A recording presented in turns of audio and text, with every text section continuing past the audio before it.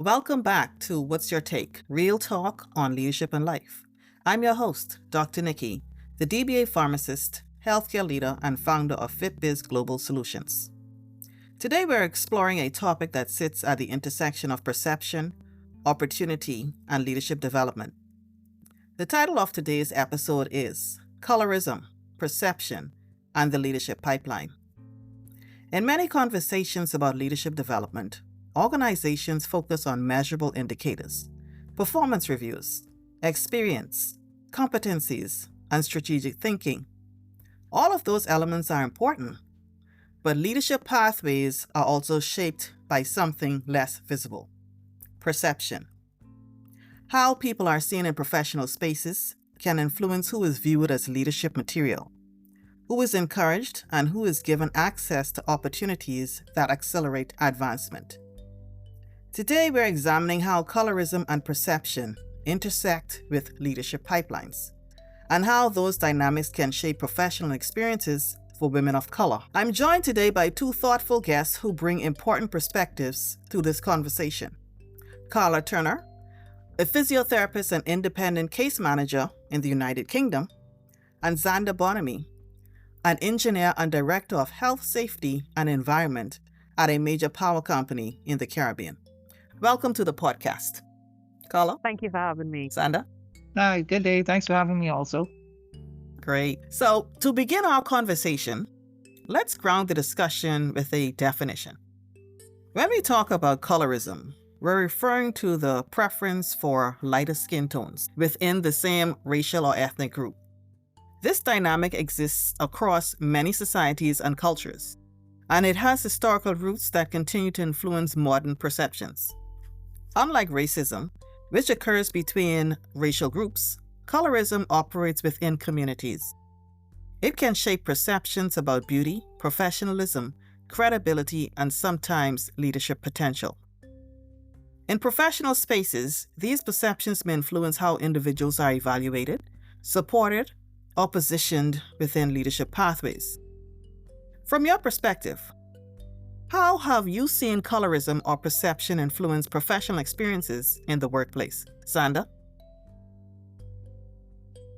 Okay, yeah, thank you so much for the definition. Definitely, you said perception and colorism. Correct. So I'll start with perception. They call something the halo and the horn effect. And so with that, you see someone who reminds you of someone who you thought was good. And so when you see a next person, you just assume they're good. That could be detrimental. And it's the reverse effect with the horn effect, where you saw someone who did you wrong in the past. And then you see someone who looks similar, acts similar, and then you automatically think they're a bad person. Regards to colorism, it is alleged, especially in certain spaces in the environmental space, that people prefer someone who is typically more adjacent to European features to represent them on a yacht or when they're diving, things like that, as opposed to someone who presents more Afro features. So that's actually been seen by male and female in that sector. So that would have been that's most overt. Like you said, it could be subtle, but that has been the most overt account that I've received in the industry. Okay, interesting perspective. Carla, do you have perspective on that? How have you seen colorism or perception influence professional experiences in the workplace? Yeah, this is an interesting one because we're talking about our own professional experience and observations. And I have probably not seen it so much directly in my own professional experience, but I have seen it on a secondary note through both of my parents' professional experience. So I would say it's a subtlety that inherently I think I had an understanding of before I became a professional myself through the stories that I heard shared at home. So I know that it is something that I have direct kind of relatives who have experienced this and share those experiences.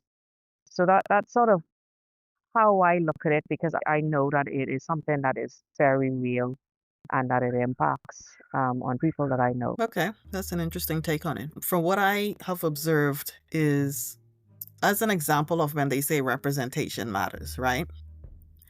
What I tend to see, for example, is look at, say, in a large organization, like in healthcare organizations, in my experience, you would look at the executive leadership team and see if people on that team look like you. Yes, they would probably have, generally, and this is me working in predominantly white countries. Okay. So you may see an executive leadership team that doesn't necessarily represent the entire organization. And what I mean by that is the percentage of, say, people of certain color may not represent the same percentage in the executive leadership team. And one may say, oh, is that racism or colorism? It can be seen as either. But when you say racism, it's very difficult to prove. But what you may see, as Zanda said, is the closeness or affinity to those European standards. So you may find something you may have your, European look, right? And then you would have everyone else. So when they put everyone else in a category, you would see people who most likely look more like the Europeans. So that's when I would say you would find that colorism on display in your executive leadership team within a larger organization. And one of the reasons this topic matters in leadership conversations is because leadership pipelines are not shaped solely by formal systems. They are also shaped by informal dynamics. For example, who is perceived as confident? Who is seen as polished or executive ready? Who receives mentorship or sponsorship? Who gets visibility opportunities within senior leadership? These perception frameworks often operate quietly, but over time they can influence who moves forward within an organization. Leadership advancement is not only about capability, it is also about how capability is perceived. From your experience, how do perceptions, whether related to colorism or broader bias, affect leadership advancement? And I'm going to ask Carla that question first. This is an interesting question. I think there's been a lot of research, certainly in the UK, around the point that you made actually earlier before your question, which is really about representation at a leadership level and that reflecting not just the professionals in the body, but also the communities and the people who use the service and how it reflects broader society and how important that is actually. Taking that and connecting it to your question, when I sort of think about the biases as such, I think it's been quite a challenging conversation broadly to touch on bias. And, in the UK, we have certain laws in place, particularly I'm thinking about the Equalities Act, where it's supposed to protect certain traits, as we call them, certain characteristics, as we call them. And to me, that law that is acknowledging that there is an existence of bias that can impact on people receiving access to service and opportunities across the board. So in terms of professionalism, an example of that could be your sexuality. It could be you as a female, and particularly a female who is pregnant or potentially going to become pregnant, and the sort of decisions that might be made in the rooms where you don't have access to, that might say who might be the best person for certain leadership roles. I think in my experience, there probably have been a handful of very tangible moments professionally where a colleague of mine, whether that's senior or peer, who's also potentially experienced or being on the receiving end of bias, has deliberately had a conversation with me a conversation about an opportunity or a conversation that was more about a safeguard and making me aware of support if I ever experienced anything that was unpleasant because of maybe in a Black female, maybe in a Caribbean female. So it's certainly a complex subtlety that I think exists in broader society, and therefore we have to be honest, I think, about acknowledging that it will infiltrate into our organization and our professional experiences, and there has to be some intentionality about navigating that, because we might be missing out on a lot of talent really getting into those positions. Yeah, that's definitely an interesting perspective. And I like how you brought in the fact that in the UK they have guidelines so that one can use to judge these situations overall. At least some sort of protection, I guess, is similar to the HERE Act that they have in New York. I'm not overly familiar, whereby they can't really be biased to the type of hairstyles we women of color can have on the job. So, Zanda, I want to ask you the same question. How do perceptions, whether related to colorism or broader bias, affect leadership advancement from your perspective? Okay, perception. I've found that for leadership positions, people, it's ironic. I want to use perception as one here because if you're not someone who is perceived to be, I don't want to say loud, boisterous individuals rather get noticed quickly. If you're someone they perceive to be timid or quiet, they believe that you would not be a good leader. I experienced such a thing coming up because I go to work, I do my work, be professional about it. Don't like to get involved in too much. Do not like to get involved, period. And here say, you say, and I say. And so those types of people tend to be overlooked for a longer period of time. And it takes a special leader to recognize that you have the skills. You just need to be given the autonomy to do your job. I guess it takes someone who doesn't judge people solely on face value. I mean, I don't see why you would want a leader who's boisterous and loud, but it seems to be the thing that helps to influence that from a perception point of view. Also, stature, how big you are, how small you are. People look at that as well to determine whether you'd be a good leader, which is interesting because most leaders, such as Napoleon, were short. But it is what it is. In terms of colorism, once again, I didn't really experience it personally as being a prevention of me getting into a leadership role. I'm wondering if those type of things really affect you more earlier on in your career than later once you had to prove your mettle. Maybe I may have had to work harder than other people. I don't know. I don't think so, but it all depends. That's an interesting perspective. As you mentioned, it may have indirectly affected you, or maybe other people. I can say that I've seen it affect people, the colorism. In addition, when it comes to leadership roles, what a lot of people don't quite understand, I did my research on effective leadership strategies. You have managers and you have leaders, right? Leaders, to me, I don't want to say it because sometimes people don't like to hear it. I feel some people have that natural capability as a leader. And in many cases, you don't have to be in a leadership role. That leadership role is someone else acknowledging that you should be in that position. And I think this is where we have the bias and the colorism. What organizations appoint are people to position, maybe in the form of a manager or something who had something.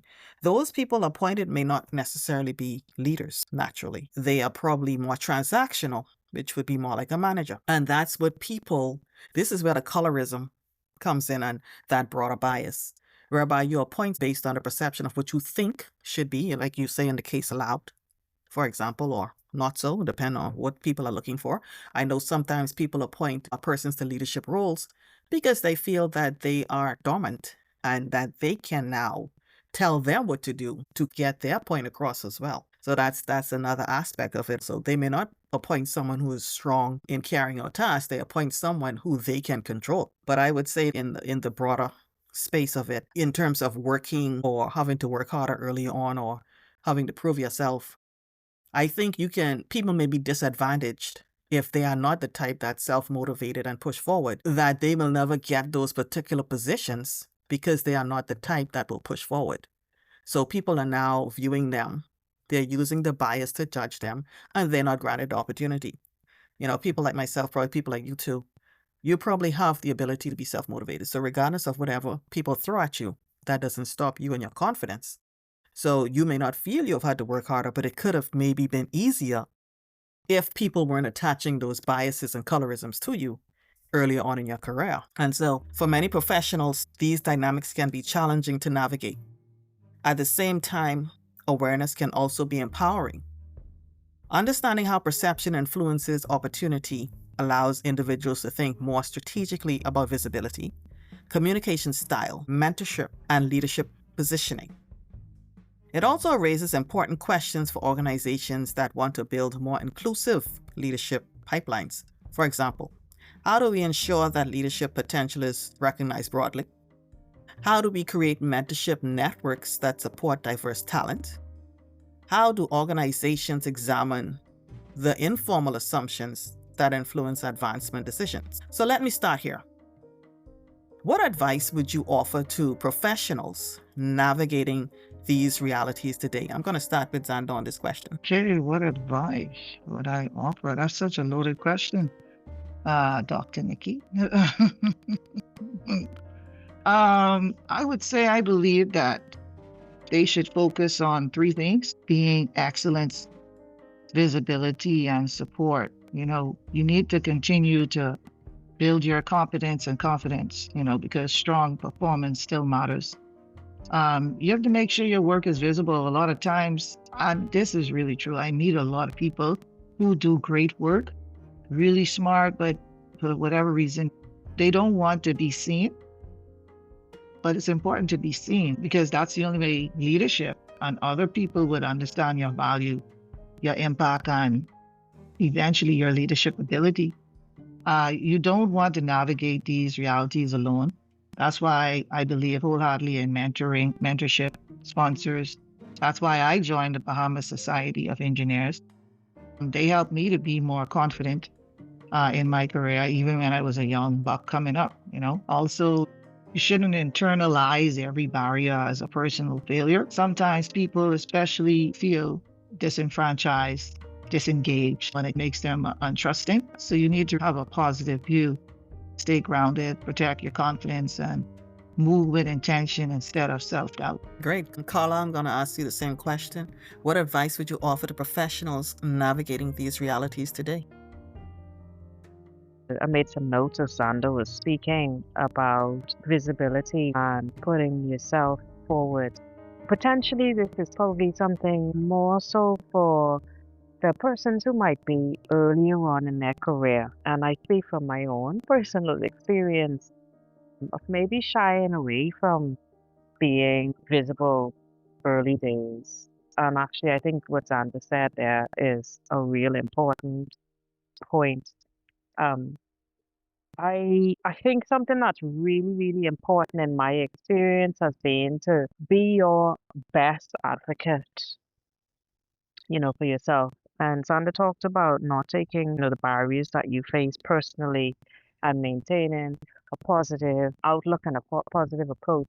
I want to add to that and say with compassion and courage, call in and call out those barriers because sometimes the barriers that are obvious to you and that you experience need to be exposed. And I say that really from personal experience. It's something that I had learned to do early on in my career. Be brave, be wise, and be compassionate about challenging those barriers. You may be the first person to do that. You may be creating a shift that not only opens opportunities for yourself, but for people who follow. So it's really important. Sandra talked about not navigating in isolation. This is so important. And finding your support network, sourcing a support network. And this can look different. And it has looked different for me professionally over the years. That could be where you are locally in your workplace. It could be at an organizational level. It could be broader at a professional level. But it's so important to find and find support and find a network, be a part of a network that understands your experience, that can acknowledge your experience because it's empowering, but also to share skills, advice, to be mentored and nurtured so that you have the strength when you face those barriers. Those are probably my top tips as well. So I think it's you said, Nicole, previously you said, awareness can be so empowering. I have to admit, I think I was a bit clueless about this early on in my career. Yeah. But as it became more apparent to me, I realized this was something I had to proactively navigate. I have to proactively look for opportunities, ask questions, and ask broadly, be curious about the opportunities that you may not be aware of. Sometimes it's about thinking about what questions can I ask that might reveal something I have no idea about, and to be really proactively seeking and looking for yourself. I think the more I've come along in my career, the more I've become very, very aware that I do need to advocate for myself in a way that might not be visible to others who don't share that experience. But it's something I have to do, because if I can link it to what Zanda said, it's coming from a place of confidence, working on maintaining, coming from a place of confidence rather than self. Yeah, and I guess that's where we're talking about how colorism may or may not impact certain things, because like you said, you probably had to work a little harder, where I've seen in my professional career, some people, people take more likely to them. So they would present opportunities. I've seen where people come in to an organization, right? Doesn't matter what level. And there are certain people in positions of power that have the opportunity to progress that person. I've literally seen people take people under their wings according to what they look like. Now, this is me on the other side. I see exactly, these people probably have the same capability, but I've seen people take certain people to the side that probably look more like them, okay? And they would present them with opportunities. Okay, like I said, you could decide if you want to go on the side of racism or colorism, but both of them have an impact. Whereas the other person, okay, they are trying hard, they have to look for opportunities, etc., etc. But some people are presented with opportunities, so they don't have to work as hard as you are trying to work early in your career. But Carla, I want to stay with you for a moment on this, because you raised those important points about navigating perception and building visibility. From your perspective as a physiotherapist and independent case manager, how important is mentorship and sponsorship and helping professionals navigate these kinds of barriers? This is almost slightly emotional for me, Nikki, I have to be honest. I think it's so important. The times in my career when I have had a senior or a manager invest in coaching and supporting and challenging me, where I have experienced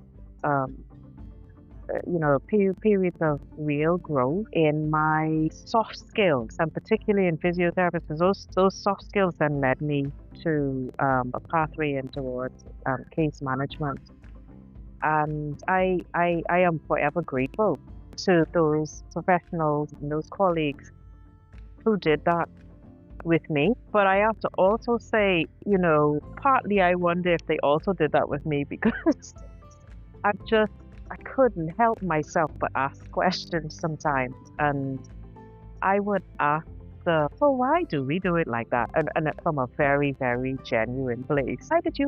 I'm really curious about, why did you think about it like that? Because I'm standing here looking at the same situation, and the thought didn't cross my mind. And I'm trying to figure out, how come it crossed your mind and it didn't cross mine? And to be able to have those conversations have been real points of growth for me. I've also felt that there have been some real times when I felt a real gap where I felt like I needed a mentor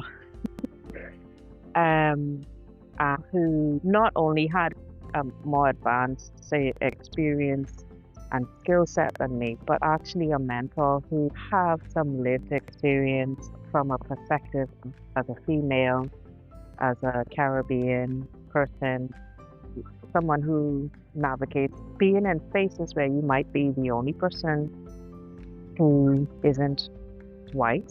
You know, I have had a real tangible sense of, gosh, I could do with a mentor here who can really work with. There's some stuff I'm holding here that I'm not sure what to do with it. So I've experienced both of those things, I think it's actually really critical, particularly. I'll be interested to hear what Z says, but it's certainly in health and social sector where we work with people, we work with complex systems, we work with people going through some of the most challenging times of their lives when they are ill, when they are vulnerable, when they are scared, and we're at the heart of the thick of human experience, and we journey with them, and we have to navigate our own emotional and psychological experiences as we support the people that we work with. It is absolutely crucial from my perspective to have some mentorship. As an independent case manager, I am not in a large organization as such in terms of like sponsorship to navigate that. But I would say certainly in my physio career, in previous roles, I have witnessed what you expressed earlier, Nikki, where there just sometimes people come into an organization and it's almost like they become a chosen one or two. And because of that sponsorship, you see their career trajectory, the curve on their trajectory is phenomenal. I mean, we can't all have that same trajectory. Organizations wouldn't function in that way, but it's certainly interesting to note that clearly sponsorship critical to your career trajectory. Yeah, I would certainly say that. This has certainly been a really good conversation, and I think we've unpacked some important layers around perception and leadership. We're going to pause here and continue this in the next episode, where we'll go deeper into mentorship, sponsorship, and how these things actually play out in real career journeys. So if this conversation resonated with you, make sure you're following the podcast so you don't miss part 2.